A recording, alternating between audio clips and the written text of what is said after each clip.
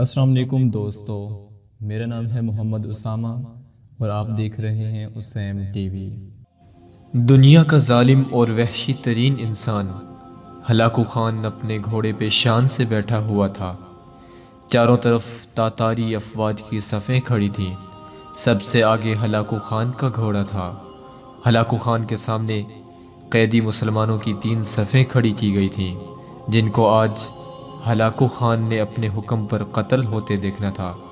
پھر وہ ظالم بولا، ان کے سر قلم کر دو، اور جلاد نے لوگوں کے سر کاٹنے شروع کر دیے۔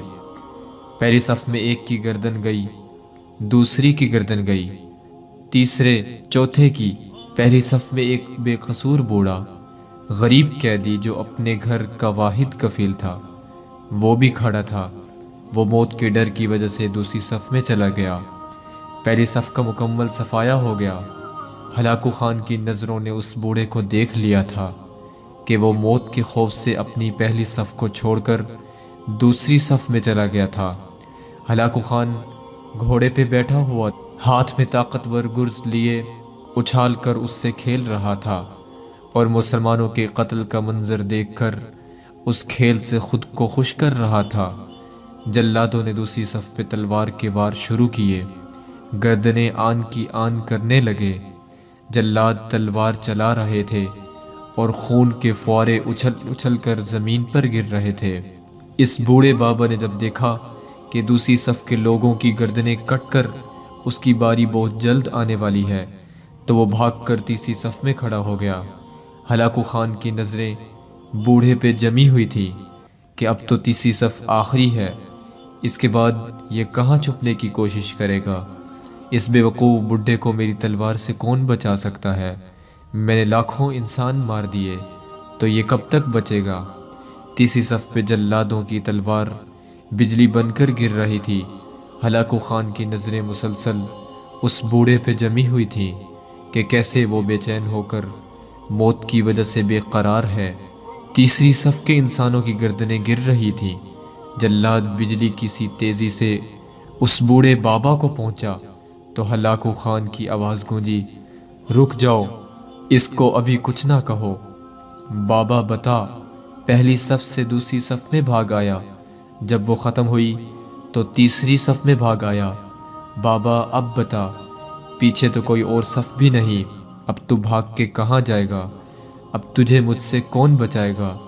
اس بوڑھے نے آسمان کی طرف دیکھا اور کہا، میں نے پہلی صف کو اس لیے چھوڑا کہ شاید میں دوسرے میں بچ جاؤں، لیکن موت وہاں بھی پہنچی۔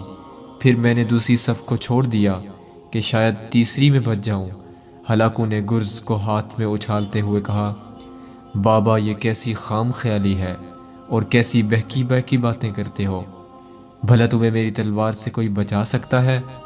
بوڑھے مسلمان نے زمین و آسمان کی ہر چیز کے مالک اس وحدہ لا شریک رب پر بے انتہا یقین کے ساتھ کہا کہ وہ اوپر والی ذات اگر چاہے تو کچھ بھی ہو سکتا ہے، اور اگر وہ چاہے تو مجھے تجھ سے بچا سکتا ہے۔ کیسے بچا سکتا ہے؟ ہلاکو خان نے اتنے تکبر میں آ کر کہا کہ اس کے ہاتھ سے گرز گر پڑا۔ ہلاکو خان چابک دست اور ہوشیار جنگجو اور چلاک انسان تھا۔ ہلاکو خان نے گھوڑے کے اوپر بیٹھے بیٹھے گرے ہوئے گرز کو اٹھانے کے لیے خود کو جھکایا کہ زمین پہ گرنے سے پہلے وہ اسے ہوا میں ہی پکڑ لے، لیکن اسی کوشش میں ہلاکو خان کا ایک پاؤں رکاب سے نکلا اور وہ اپنے گھوڑے سے نیچے آ پڑا، جبکہ دوسرا پاؤں رکاب میں ہی پھنس کر رہ گیا۔ ہلاکو خان کا گھوڑا اتنا ڈر گیا کہ بھاگ نکلا۔ ہلاکو خان نے خود کو بچانے کی کوشش کی، لشکر بھی حرکت میں آ گیا، لیکن گھوڑا اتنا طاقتور تھا کہ کسی کے قابو میں نہ آیا۔ وہ ہلاکو خان کو پتھروں میں گھسیٹ گھسیٹ کر بھاگتا رہا، یہاں تک کہ ہلاکو خان کا سر پتھروں سے پٹخ پٹخ کر اس قدر لہو لہان ہو گیا کہ اس کی روح چند ہی منٹوں میں اپنے اس تکبر بھرے وجود کو چھوڑ کر جہنم رسید ہو گئی۔ لشکر نے جب بے انتہا کوششوں کے بعد ہلاکو خان کے طاقتور گھوڑے کو قابو کر لیا تو اس وقت تک اس کا سر برے طریقے سے کچلا جا چکا تھا۔